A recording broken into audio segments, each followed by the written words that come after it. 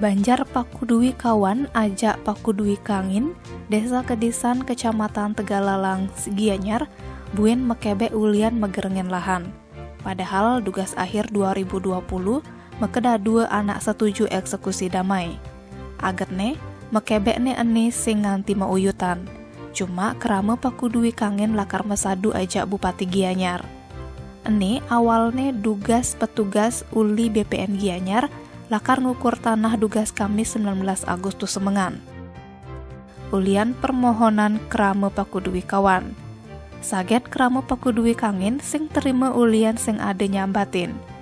Biar jasube eksekusi damai, cuma pengelolaan lahani entu anu gabenggati. Kalian pakudui kawan iwayan puake nyelasang, mule saja ia nampingin petugas uli BPN Gianyar lakar ngukur tanah.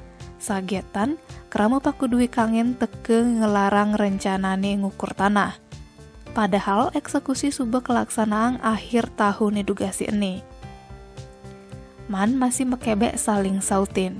Akhirnya kerama pakudui kangin lantas nekain kantor Bupati Gianyar.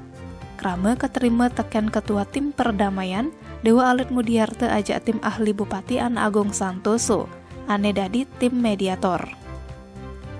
Dewa Mudiarte nyeritang Bupati Gianyar anak suba berusaha memediasi kasus si Anis suba tahunan sing peragat-peragat entu. Sampai ada eksekusi damai dugas akhir tahun 2020. Mudiarte ngarepang apang keramane tetap nyaga situasi apa ngekondusif. Pangnya eksekusi ni damai tu sing ternoda.